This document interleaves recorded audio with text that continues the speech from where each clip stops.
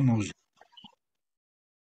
Bon, après tous ces échanges très sympathiques, je vais revenir sur quelque chose donc du travail qu'on a fait ensemble. Je reviens un petit peu en arrière. Euh, j'ai proposé, dans cette période qu'on appelle dans le calendrier hébraïque le mois d'Elul, qui est un mois d'introspection, qui nous approche, qui nous prépare aux grandes fêtes, Rosh Hashanah, Kippour, Sukkot. On va en parler un petit peu. Et cette introspection, c'est-à-dire un bilan de conscience, bilan d'âme, euh, je me suis dit, et si on faisait ça sans référence? C'est-à-dire que je peux regarder là où j'en suis au niveau de ma conscience par rapport à la situation religieuse. J'ai fait, j'ai pas fait, j'ai fauté, machin, etc. Ok, bon, ça fait partie du jeu. Mais je voulais sortir de ce jeu pour avoir un autre jeu, ce que j'appelle moi le jeu du jeu, c'est-à-dire qu'il n'y a que le petit jeu qui est en face de ce grand jeu, c'est-à-dire soit avec soi-même. Donc c'est un bilan de conscience dépouillé de toute référence. Il y aura toujours des références parce que c'est extrêmement difficile. Et donc j'ai joué le jeu.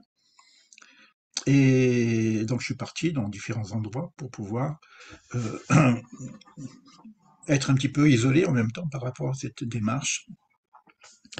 Je vais pas vous raconter ce qui se passe pour moi puisque de toute façon cette relation est intime.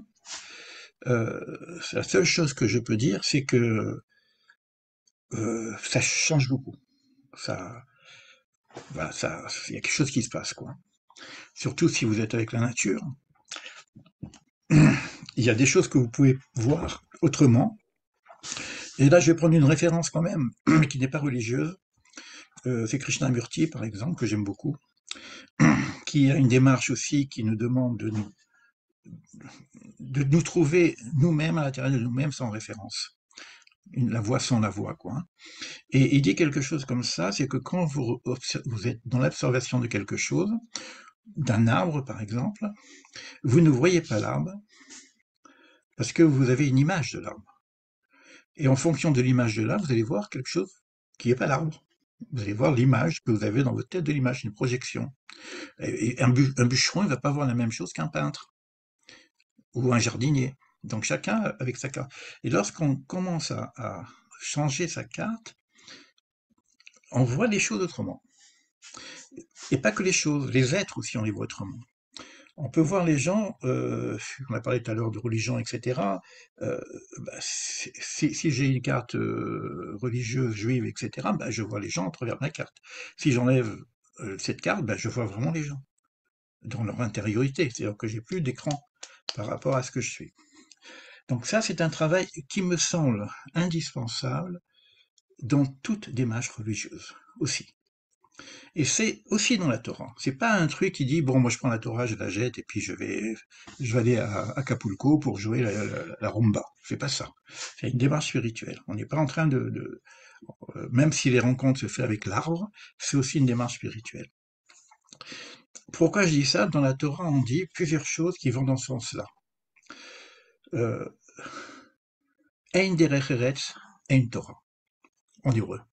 Pour ceux qui connaissent l'hébreu, derech eretz, c'est le chemin de vie. Si je n'ai pas le chemin de vie, si je suis pas déjà, j'ai pas déjà un minimum de confiance en moi, quand je vais prendre la Torah, je vais l'installer dans ma carte. Donc j'ai déjà besoin d'une épuration de ma propre carte en dehors de tout système. Et lorsque je vais intégrer un système que je choisis en conscience, c'est plus une peur, c'est plus parce qu'on me dit il faut faire ça, attention, non, je le choisis en conscience, mais j'ai déjà fait le travail auparavant. Et ça change tout. Ça change tout parce qu'on va pas me faire une éducation religieuse si j'ai pas déjà trouvé ma personne. Alors moi j'ai eu de la chance dans ma démarche spirituelle de ne pas être religieux.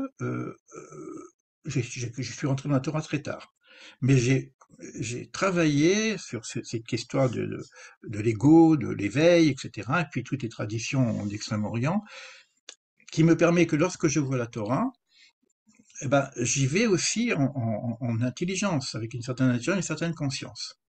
Et cette conscience, au départ, puisqu'elle n'est pas habitée par une éducation religieuse, c'est une conscience qui est libre. Et donc, il y a une volonté d'intégrer quelque chose de nouveau parce que ça me remplit et je mets du sens. Autrement, on rentre dans les dogmes. Je fais des choses, je sais pas, parce que le bon Dieu il va me punir ou quoi que ce soit, et c'est les dogmes. Et là, comme on rentre dans une période qui est ce qu'on appelle Yom Hadin, le jour du jugement, où il faut faire aussi pardon le jour du Kippour avec la Teshuvah, etc., on peut rentrer dans un cadre qui peut convenir hein, en fonction des différents niveaux de conscience, j'en parlais tout à l'heure. Qu'est-ce que ça veut dire les niveaux de conscience? Et on peut passer aussi à côté d'une autre dimension qui serait, pour moi, j'appelle ça comme ça, au niveau universel. C'est-à-dire que avant de regarder où moi j'en suis en tant que juif ou chrétien ou musulman ou tout ce que vous voulez, je regarde d'abord où j'en suis en tant qu'homme. C'est ça, Ein derech eretz, ein Torah. C'est marqué aussi derech eretz kadma la Torah. Le derech eretz, c'est avant la Torah. D'ailleurs, si vous prenez la Torah, le livre biblique, c'est 5 livres, la Torah, elle vient au 2e livre. Qu'est-ce qui s'est passé avant? C'est tout la Genèse. C'est quoi cette Genèse? C'est la Genèse de l'homme. On parle de qui? On parle pas de juifs, pas de chrétiens, pas de musulmans, il y a rien. Il y a que un homme. Après, même plus tard quand il y a des divisions, il y a les sémites qui vont former le peuple juif, le peuple musulman et le peuple chrétien. Donc, on a donc un chemin de vie auparavant, et Abraham, qui est l'hébreu, on lui dit quoi? L'achlecha, va, quitte. Quitte quoi? Quitte tes croyances, quitte ta structure. Il était dans l'idolâtrie, évidemment, il avait intérêt à quitter, mais va en chemin, mais lâche tes repères. Parce que quitte la maison de ton père, c'est que lâche tes repères, va vers le chemin que je t'indiquerai. Donc ça, c'est la première démarche. C'est pas facile. Croyez-moi, c'est pas facile, je l'ai fait, c'est extrêmement difficile. Mais bon, j'ai proposé ça, donc je l'ai fait par rapport à moi-même. Je suis heureux de l'avoir fait. Maintenant, qu'est-ce que je vais faire? Je vais jeter tous mes habits, je vais retrouver Adam Arishon avec ou l'homme de Cro-Magnon, pourquoi pas? Ou jusqu'où je vais aller? Donc il y a un minimum de comment dire de vêtements nécessaires dans un chemin spirituel. Le vêtement de la Torah a une double dimension, une dimension singulière et une dimension universelle. C'est-à-dire que tout le cheminement, c'est un cheminement d'une histoire d'un peuple, qu'on appelle le peuple hébreu. Or, c'est une exemplarité d'un mouvement pour aller vers le divin, mais en même temps une exemplarité pour le monde.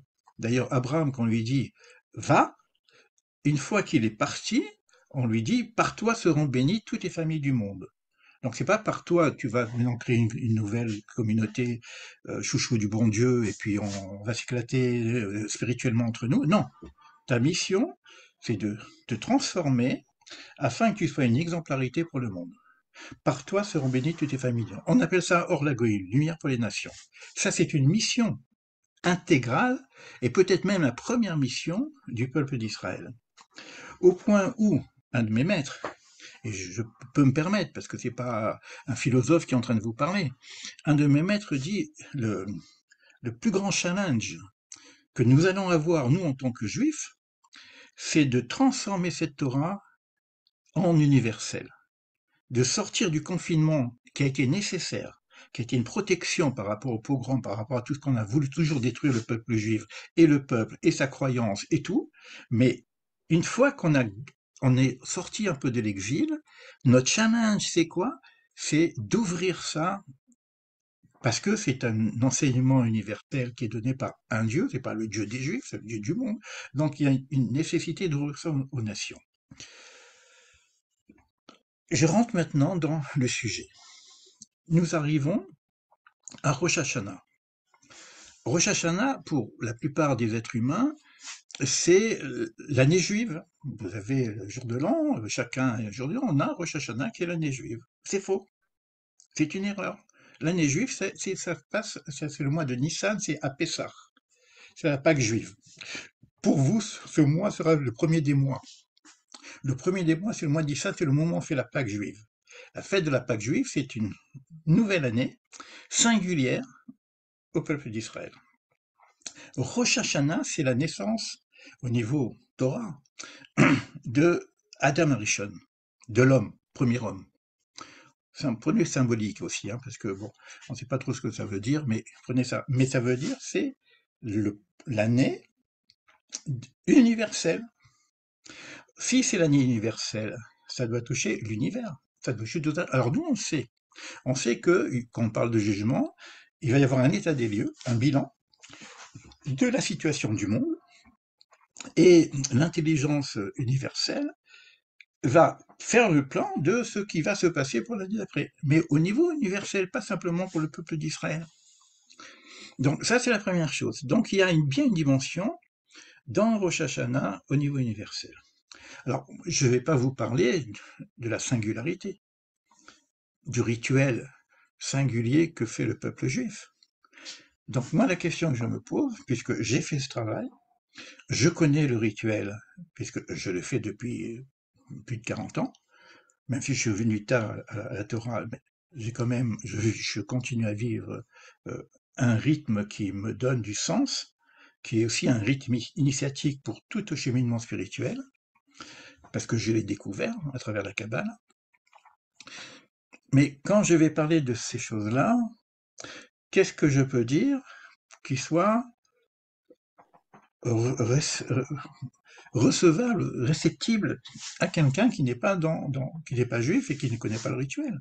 Je ne vais pas vous parler de ce qu'on mange pendant Shabbat, pendant Rosh Hashanah, le symbole de chaque fruit que nous prenons par rapport à l'évolution spirituelle, parce que vous ne le faites pas. Pour ceux qui ne le font pas, si vous voulez savoir le sens profond, ésotérique de ce rituel, vous avez des conférences aujourd'hui, il y en a de partout, quoi. Moi-même, j'en ai fait. Donc vous regardez dans mon site, dans ma chaîne, vous allez trouver Rosh Hashanah, et je vais expliquer qu'est-ce que ça veut dire la grenade, que ça veut dire la pomme avec le miel, etc. Une bonne année, bon, ok. Alors moi, maintenant, aujourd'hui, comme j'ai dit, je fais quelque chose sans filet, c'est-à-dire sans réflexion, sans base. Donc c'est une question que je pose maintenant pour moi-même, et puis on pourra partager. Qu'est-ce que pourrait représenter pour,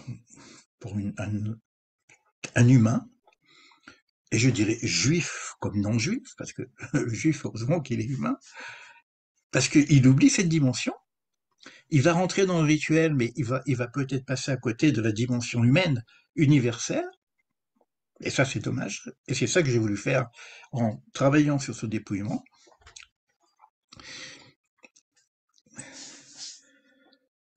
Rosh Hashanah, ça s'appelle la tête de l'année. Ok. Et il va y avoir, ce qu'on a dit tout à l'heure, un jugement. Et la plupart du temps, on a l'impression qu'il va y avoir un petit bonhomme là-haut au-dessus avec une grande barbe, avec un marteau et des carottes. Il me dit, bon, t'es gentil, voilà, des petits bonbons, toi t'es méchant, tac, tac, tac, tac. Bon, ok. C'est dommage. C'est dommage.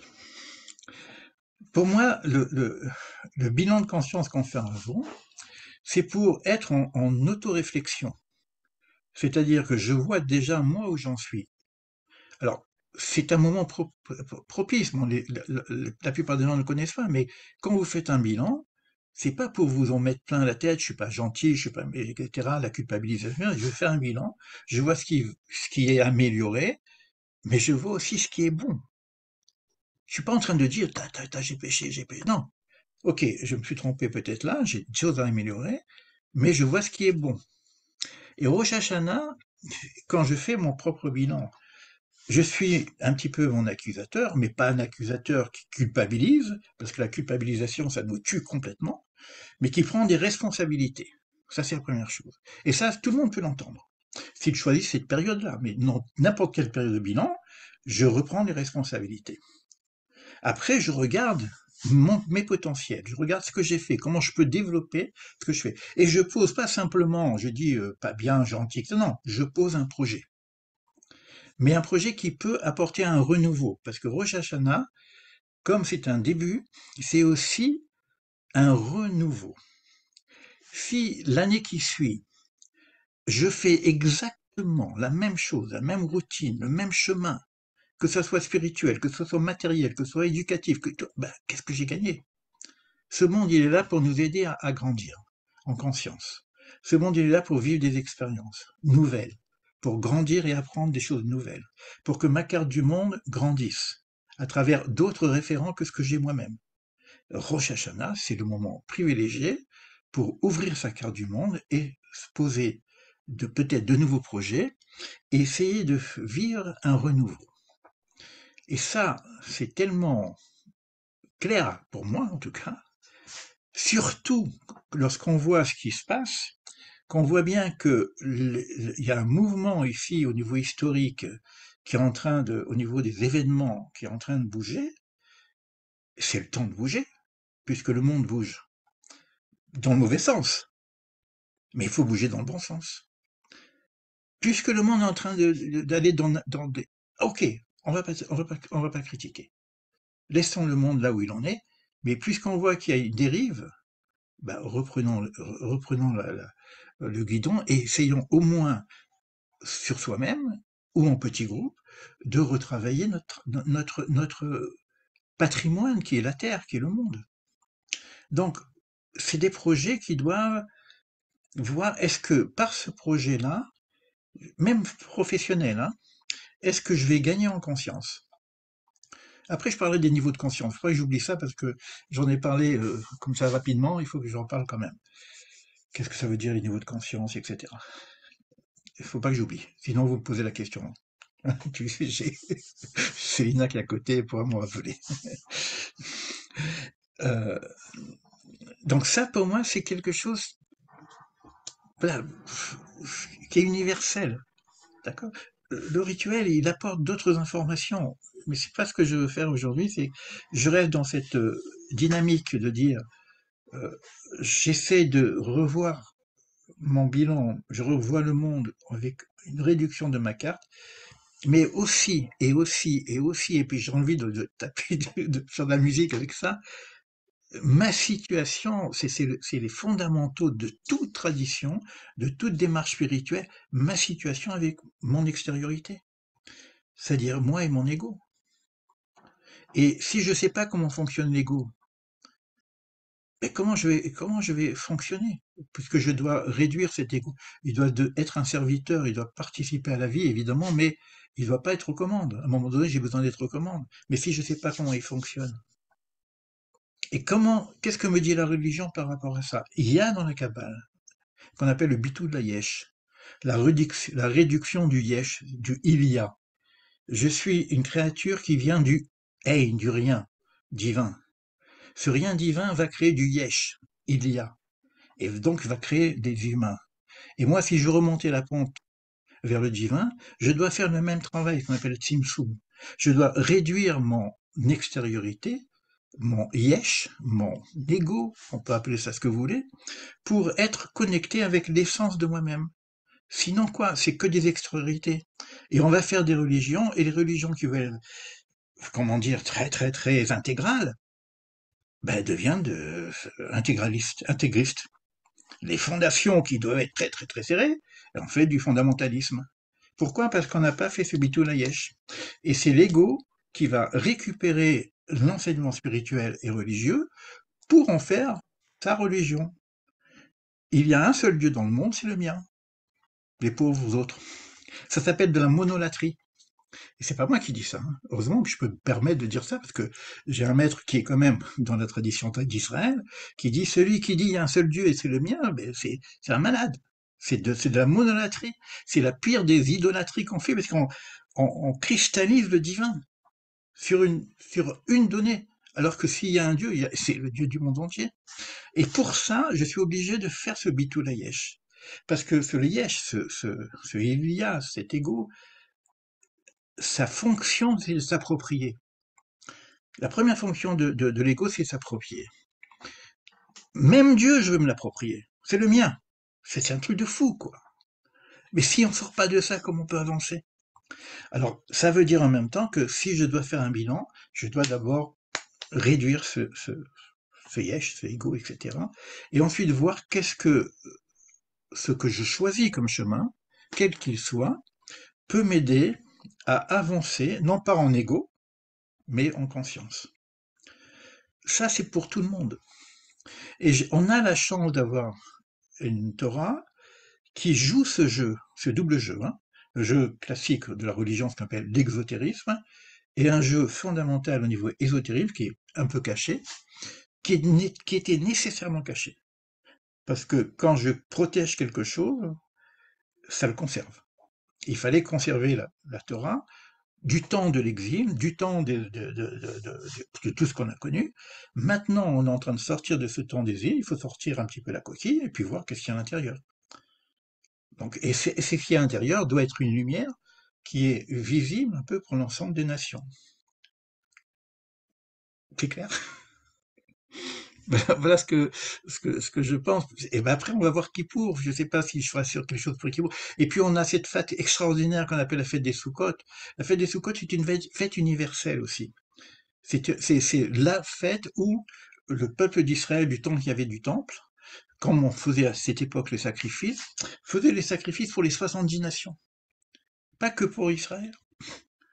Donc on avait déjà savait que la finalité de ces trois fêtes, c'est quelque chose, en plus on dort sous les cabanes, le ciel ouvert, et n'importe qui, et là pas de question de niveau de conscience, de pas niveau de conscience, ni de religion, les voisins, etc., n'importe qui veut venir sous la souka, manger ensemble.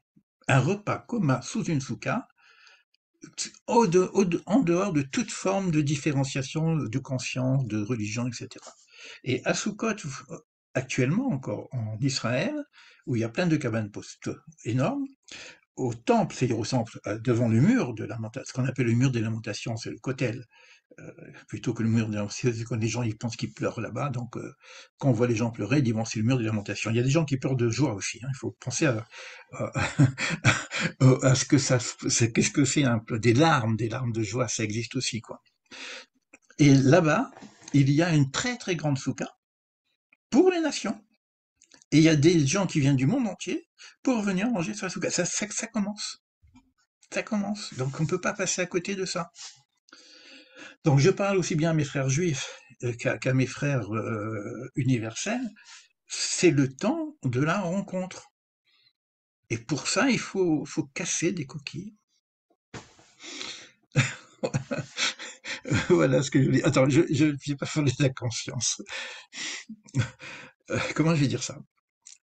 C'est vrai qu'il y a des niveaux de conscience, ok, c'est vrai. Il y a des niveaux en fonction du travail qu'on a fait sur nous-mêmes, du dépouillement qu'on a fait sur nous-mêmes, c'est vrai. D'accord.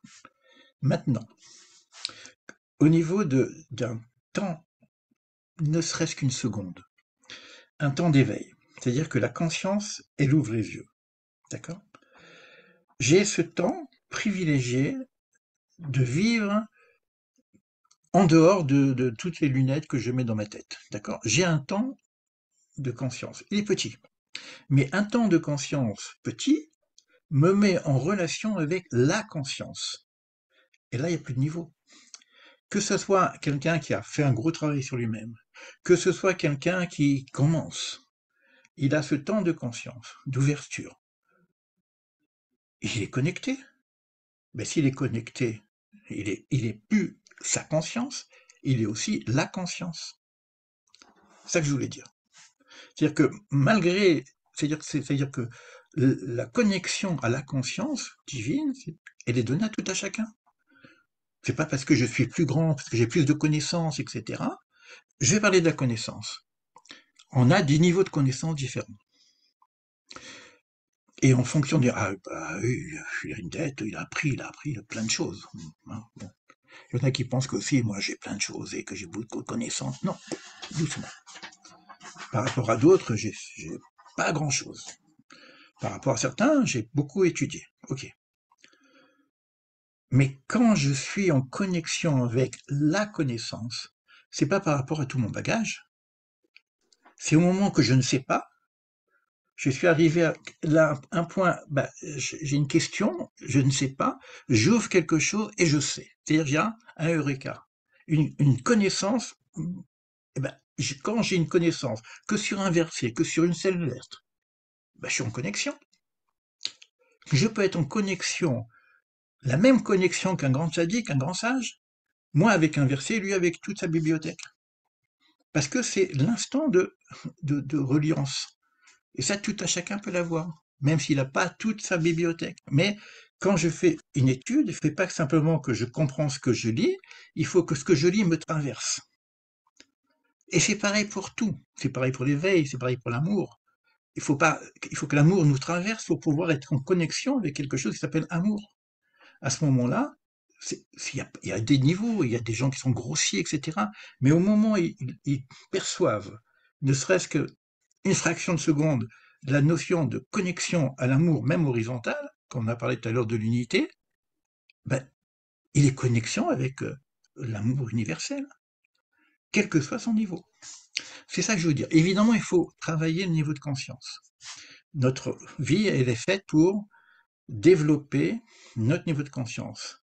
Et là, ce que j'ai envie de vous dire par rapport à l'expérience que j'ai faite, plus j'ai des expériences, plus j'ouvre mon champ de connaissances et d'expériences. Voilà, c'est simple. Là, j'étais en Corse, bah, j'ai découvert des choses que je ne connaissais pas. Bah, merci mon Dieu, tu vois. Merci moi, j'ai découvert la forêt, la vraie forêt. Très dur, je vous envoie un truc, mais comme ça, quoi, hein, l'esprit du bois, quoi. Bah, merci mon Dieu, parce que ça rigole pas là, hein. Au niveau de où on en est, hein, ça rigole pas. Vous montez à 3000 mètres d'altitude, ça rigole pas non plus, même au niveau de l'air. Donc on change d'espace. Et là, j'ai parlé aussi du lieu. C'est pareil. On a tous un lieu privilégié qui correspond à notre nature. Donc c'est singulier. Mais si j'arrive à me connecter avec le lieu dans lequel je travaille, c'est plus le lieu, c'est mon lieu, c'est le lieu. À ce moment-là, je suis connecté avec le lieu. Cette expérience du lieu, j'ai le sentiment qu'on peut l'avoir dans différents lieux en même temps, pour toujours ouvrir le champ. Voilà, ok. C'est mon partage. Je vais couper et on va passer en échange. Je vais enregistrer quand même. Je vais rester comme ça parce que des fois vos questions m'aident aussi à revoir les bêtises que j'ai dit et peut-être les reformuler autrement. Voilà, à tout à l'heure, tout de suite, hein, vous quittez pas, vous prenez votre café si vous avez besoin de prendre un café, je regarde comment je coupe ça.